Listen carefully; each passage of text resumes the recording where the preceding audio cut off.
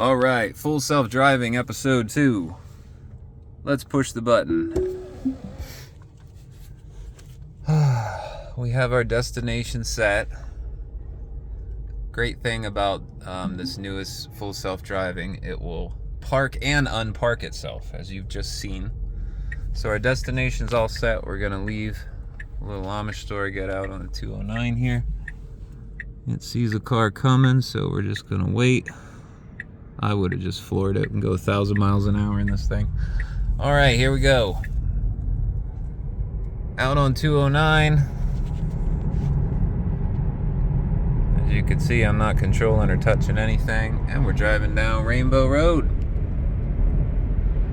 Okay, guys, so this new version of full self-driving, I freaking love it. This is version 14. I bought my Model 3 almost a year ago. In fact, tomorrow it'll be a year, December 4th. And it came with full self-driving free trial for 3 months. And then they were super cool and gave it to me for another 3 months. So I got 6 months of it for free. That was version 12. I really enjoy both versions. One thing I do notice, I think the biggest thing I notice about this new version 14, it's a much smoother ride. When I did full self-driving 6 months ago using version 12,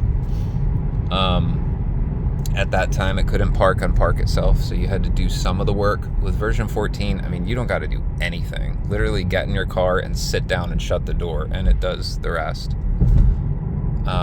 It's very intuitive. It's very easy to trust it. I noticed they made one big improvement.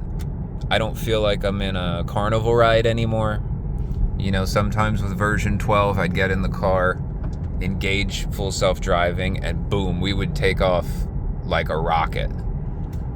And when you're not in control of things, that makes you feel a wee bit uncomfortable, especially when there's cars parked on the shoulder there on the side of the road.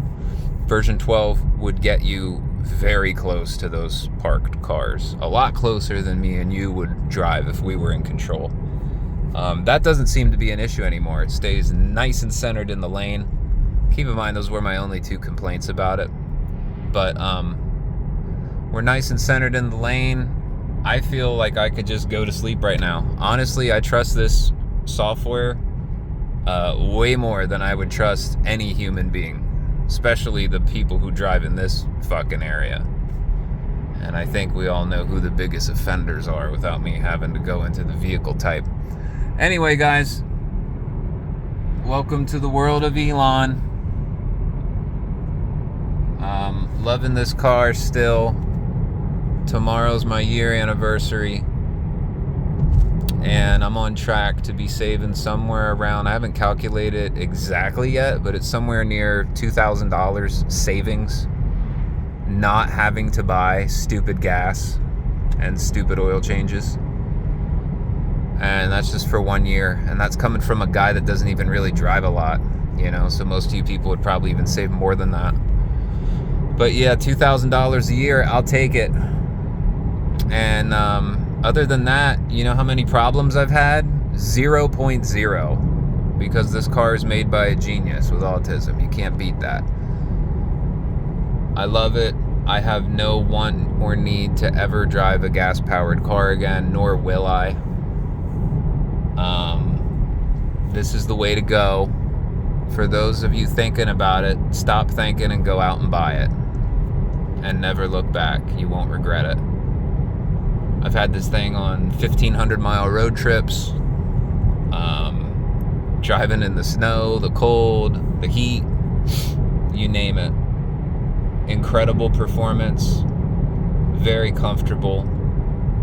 Full self-driving's a genius. It has just excellent decision making. I never feel worried or tense or anything. I could just sit here and chill. It's amazing. I mean, what other selling points do you need, you know? But yeah, whenever I do drive a gas-powered car, like if I drive a friend's vehicle or something, after driving this, you literally feel like you went 100 years back in time. It just feels so archaic. It almost has like a gross feeling to it. You're like, ugh. It's just not as sleek and smooth and It certainly has a different feel. Still here on Rainbow Road, coming into town, so it's slowing down to the speed limit.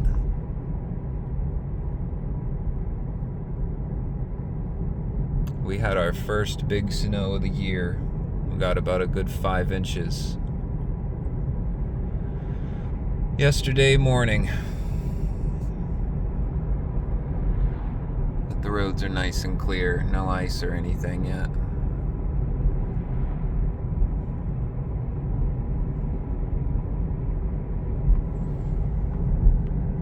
Yeah, so here's the part of town where people park on the shoulder on the side of the road, and we would always get, with the old version, a little too close to comfort.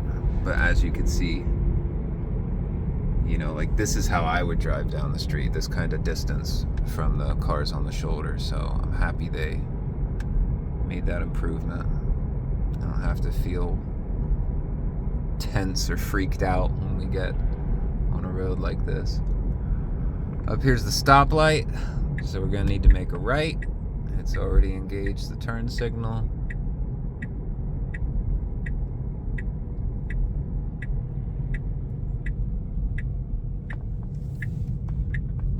And boom, there we go. All right, everybody, thanks for tuning in. Thank you, Elon. Full self-driving version 14 is freaking awesome. Would I pay $8,000 for it? I'm not saying it's not worth it. Let me disengage. I'm not saying it's not worth it. I'm just saying for me and the type of driving I do, it's not, for me, it's not worth the $8,000. For you, maybe it is. If you got a long drive to work, an hour, hour and a half drive to work, or you take a lot of road trips or something, you know, or you got $8,000 you just want to throw at it, it does, you know, put more equity into your car. So it is more of an investment than a purchase, if you look at it like that. Let's swing into the Glen here.